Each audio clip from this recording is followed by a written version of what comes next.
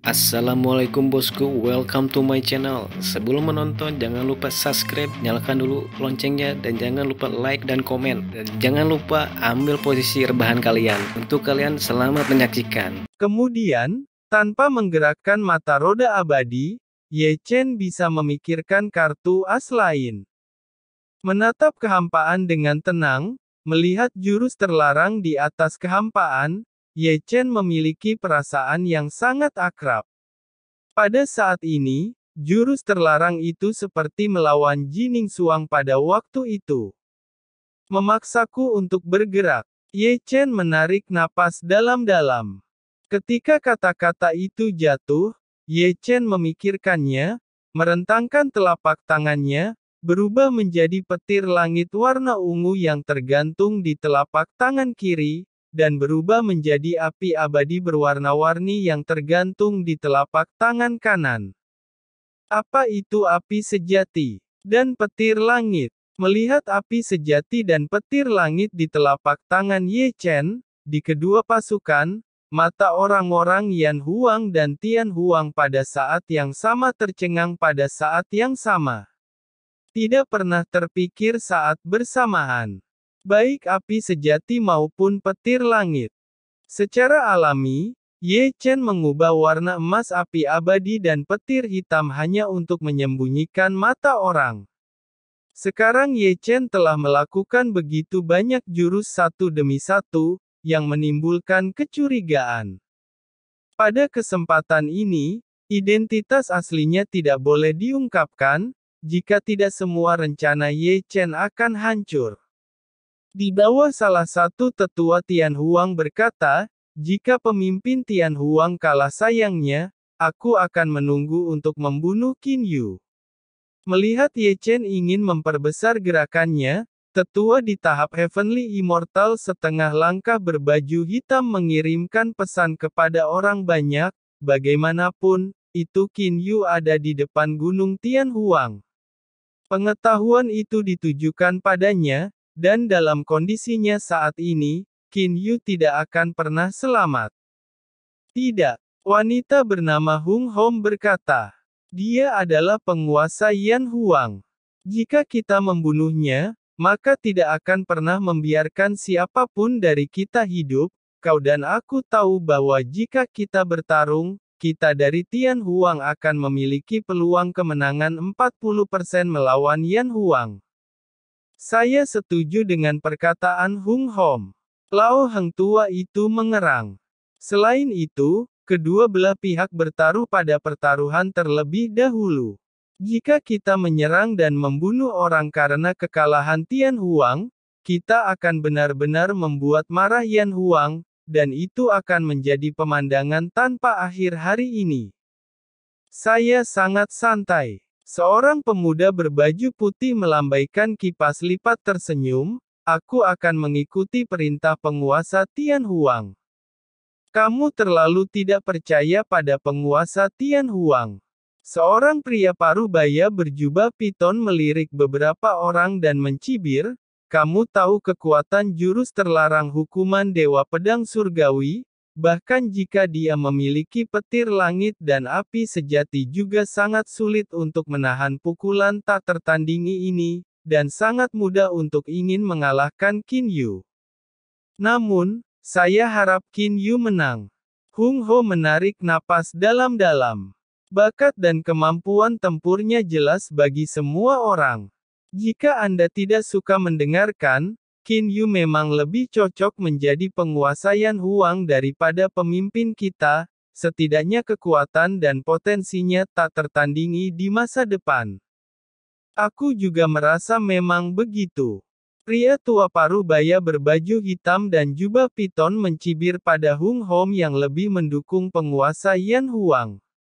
Dengan cara ini, Zhong Kui dan Ye Chen belum mulai memutuskan kemenangan, dan petarung kuat Tian Huang telah dibagi menjadi 3 kubu, seperti Hong Ye dan Ye Lao, keduanya ingin Ye Chen menang, misalnya, lelaki tua berbaju hitam dan lelaki paruh baya berjubah piton ingin Zhong Kui menang, pemuda berbaju putih tetap netral. Seperti mereka, Para tetua dan murid Tian Huang diam-diam berdiskusi, dan mereka pada dasarnya dibagi menjadi 3 faksi. Satu faksi, seperti generasi picik, mengharapkan Zhong Kui menang.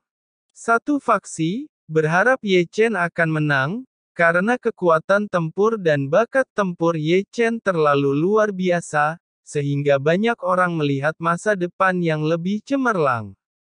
Satu faksi, seperti mereka yang tidak pasti, masih bertahan di kedua sisi, mempertahankan sikap netral. Atas perdebatan pasukan Tian Huang. Mendengarnya, leluhur Tianzong menghela nafas, tampaknya jauh, sudah mendengar argumen internal Tian Huang. Gu Santong berkata, menunjukkan kekuatan tempur dan bakatnya yang luar biasa di hadapan pasukan Tian Huang akan membuat orang merasa bahwa mengikuti Yan Huang, jalannya akan lebih cerah. Uya tersenyum, ada perselisihan di dalam Tian Huang. Bahkan jika Yan Huang dan Tian Huang berperang saat ini, peluang Yan Huang jika perang sebelumnya 60%. Berubah menjadi 80%. Lebih dari 80%. Leluhur Tianzong terkekeh, tentara Tian Huang, lebih dari 80% adalah bagian lama Yan Huang. Dari 80% itu, setidaknya 50% dari mereka tidak mau melawan Yan Huang, jadi untuk berbicara, peluang Yan Huang harus di atas 90%. Ketika semua orang berbicara, Ye Chen di sini telah mengubah api abadi dan petir langit, api abadi menjadi busur dewa api, dan petir langit menyatu menjadi panah dewa petir. Kaki kirinya ditekuk ke depan, dan kaki kanannya ditarik dan diluruskan. Seluruh tubuhnya bersandar. Anak panah telah ditempatkan di tali busur, dan ditarik menjadi bulan purnama, busur emas, panah ungu. Ini mempesona. Tiba-tiba, Ye Chen memasuki keadaan misterius lagi. Itu adalah gambar yang muncul dari panah kuno. Seperti klan penyihir menarik busur, yang mirip dengan adegannya saat ini. Zhong Kui tinggi di atasnya, dan cahayanya tidak terbatas. Bukankah itu seperti matahari yang cerah? Kecocokan keadaan pikiran memberi Ye Chen pertemuan sesaat, seolah-olah Ye Chen adalah penyihir besar yang memanah menembus matahari. Qin Yu, ayo kita buat keputusan dengan serangan ini. Di atas ketiadaan, ada suara kemarahan Zhong Kui, dan jurus terlarang pedang petir surgawi di tangan itu benar-benar tak terkendali. Guntur yang tak terhitung jumlahnya telah berkumpul secara ekstrim, benar-benar seperti pedang guntur. Ayolah, kata Ye Chen, matanya penuh ketegasan, itulah keyakinan bahwa Ye Chen akan menang. Di bawah perhatian yang terkumpul, Zhong Kui dan Ye Chen mulai menyerang tanpa urutan tertentu. Zhong Kui berteriak, hukuman Dewa Pedang Surgawi. Zhong Kui tiba-tiba melambaikan pedang petir, menunjuk ke arah Ye Chen di bawah, pedang guntur yang tak tertandingi turun dari langit, dengan kekuatan kepunahan, menghancurkan ruang sepanjang jalan. Ye Chen menghela nafas dingin, melonggarkan tali busur, dan panah Dewa Petir Ungu langsung terbang ke langit, sepanjang jalan melalui kehampaan, kekuatannya benar-benar tak tertandingi. Pada saat ini, semua orang mengangkat wajah mereka dan menatap langit. Dalam sorotan, panah guntur ungu yang melesat ke langit dan pedang guntur perak dari langit mendekat tanpa batas. Pada saat ini, ungu dan perak, panah guntur dan pedang guntur, sangat menyilaukan di atas langit. Boom! Dengan raungan yang mengejutkan, serangan panah Dewa Petir Ye Chen dan pedang guntur perak Zhong Kui menghantam bertabrakan, memancarkan cahaya yang menyilaukan. Tiba-tiba, ruang itu meledak, berpusat pada titik di mana panah dan pedang guntur bertabrakan, dan lingkaran cahaya menyebar ke empat sisi. Ruang di mana ia lewat terdistorsi, dan ada puncak gunung yang menjulang tinggi di kedua arah dipotong oleh lingkaran bundar seperti tahu. Semua orang memperhatikan. Panah ajaib ungu dan pedang sihir perak menemui jalan buntu untuk sementara waktu, dan serangan saling beradu. Klik. Di tengah-tengah, suara halus dan tajam menjadi sangat jelas, yaitu pedang guntur Zhongkui retak, dan guntur yang menutupi pedang guntur langsung runtuh dan dihancurkan oleh panah guntur ungu. Panah ilahi ungu begitu kuat sehingga menghancurkan pedang pembunuh yang ditutupi guntur dan mengenai Zhongkui sepenuhnya. Di tempat, tubuh Zhongkui tertusuk panah dewa ungu, dan darah merah mengalir, dan cahaya menyilaukan padam, dan jatuh dengan lemah. Tubuh berdarah itu begitu mempesona di bawah perhatian semua orang. Saat tubuh berdarah Zhongkui jatuh ke tanah, semua orang di Tianhuang tidak bisa membantu tetapi tercengang. Penguasa Tianhuang dikalahkan, dan pertempuran berdarah dibenarkan, dan dia dikalahkan oleh seorang junior di tahap Dark Space. Melihat kemenangan Ye Chen, semua orang di Yanhuang merasa lega. Pasukan Yanhuang bergegas bersama, leluhur Tianzong, dan membawa Ye Chen ke sisinya, melindunginya di belakang. Melihat Ye Chen lagi, tubuh Ye Chen yang kuat hampir lumpuh, dan Ye Chen bertarung dengan Zhongkui, hampir menghabiskan semua kekuatan spiritualnya. Namun, Ye Chen menciptakan legenda lain. Dia baru saja mengalahkan tahap Heavenly Immortal tingkat puncak tak lama setelah Ye Chen menerobos ke tahap Dark Space. Selain itu, Zhongkui bukanlah tahap Heavenly Immortal yang lemah. Dia adalah penguasa Tianhuang. Meskipun kekuatan tempurnya tidak sebagus Zhongjiang, itu tidak sebanding dengan tahap Heavenly Immortal lainnya. Hal utama adalah bahwa Ye Chen tidak menggunakan kartu asnya ialah jurus terlarang mata roda abadi, seperti jurus rahasia tubuh klon. Jika Ye Chen menggunakan jurus itu, mungkin Zhongkui akan kalah lebih cepat. Seperti Tianhuang, ada banyak orang yang menghembuskan napas berat. Mereka pada dasarnya adalah orang-orang yang ingin kembali ke Yanhuang. Sekarang Ye Chen menang. Jika Zhongkui menepati janjinya, mereka bisa pulang ke Yanhuang. Adapun yang lain, wajahnya jelek dan mengerikan. Kekalahan Zhongkui benar-benar di luar dugaannya. Dalam sorotan, Ye Chen menyeret tubuhnya yang terluka, berjalan keluar dari pasukan Yanhuang, dan datang ke sisi Zhongkui.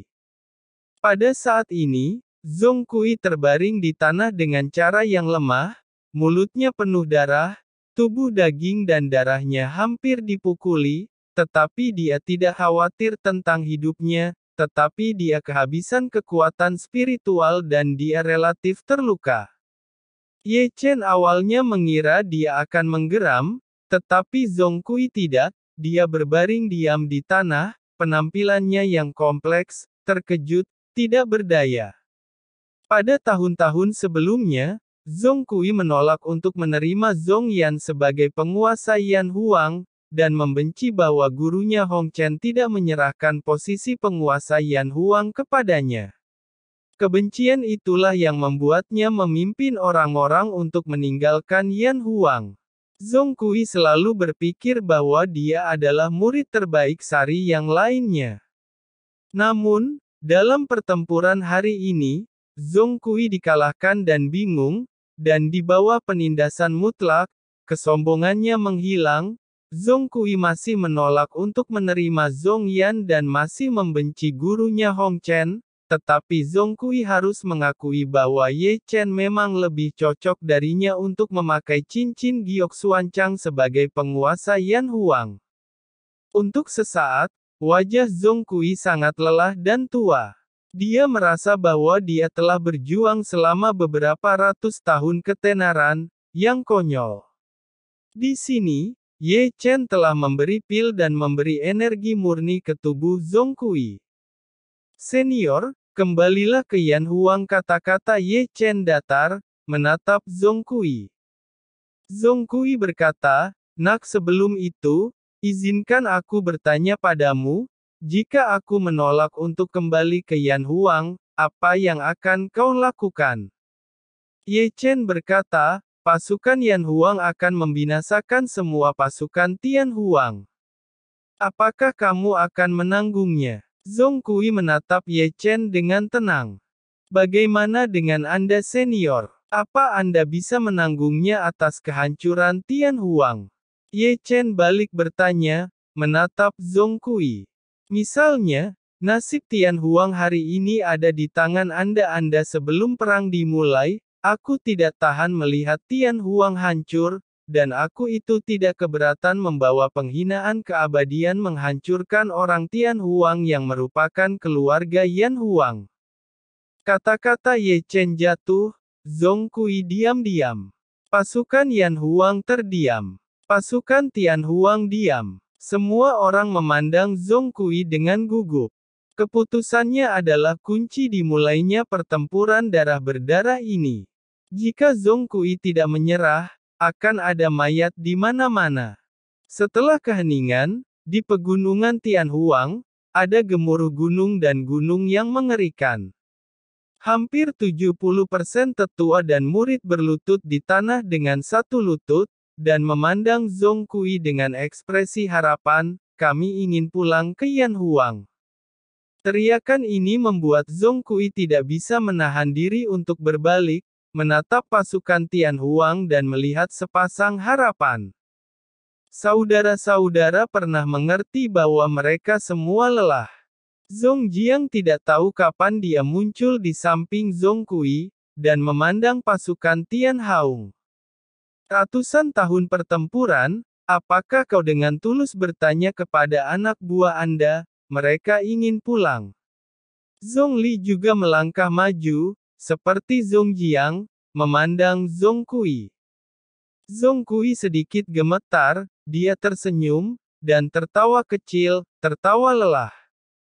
Mungkin, sampai saat ini, Zhong Kui tidak benar-benar memahami pikiran kebanyakan orang di Tian Huang. Mereka ingin kembali ke Yan Huang. Alasan mengapa mereka mengikutinya melawan Yan Huang adalah karena mereka setia, bukan karena mereka benar-benar membenci Yan Huang. Bagaimanapun, Zhong Kui menundukkan kepalanya yang bangga, "Buka pintu gunung. Buka gerbangnya. Kita pulang ke Yan Huang." Meskipun kata-katanya tidak tinggi, mereka bergema tanpa batas antara langit dan bumi. Segera, teriakan bergema dari kedua belah pihak. Ini adalah momen yang tak terlupakan.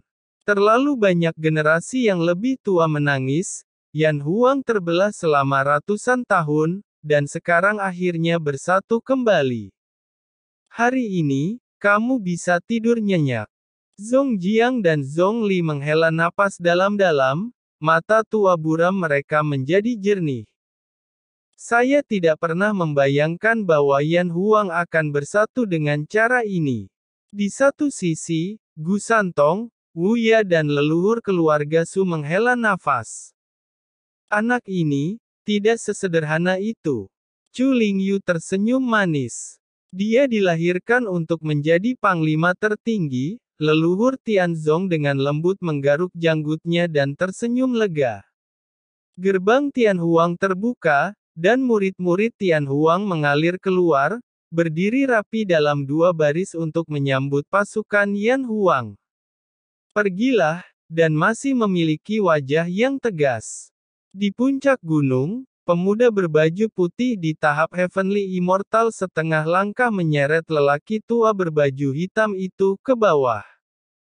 "Aku akan pergi. Ayo pergi. Aku akan mencari tempat untuk tidur."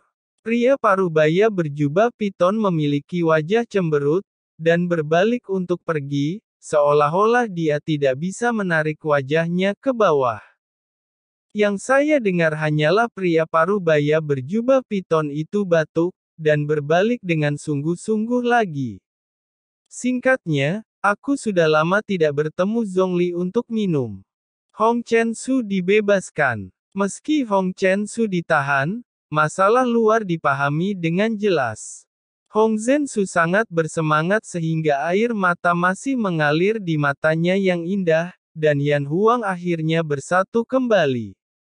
Tiba-tiba, Hong Chen-su tidak bisa menahan diri untuk tidak mengangkat kepalanya dan menatap bintang di langit, berharap menemukan yang paling terang darinya. Guru, apakah Anda melihatnya?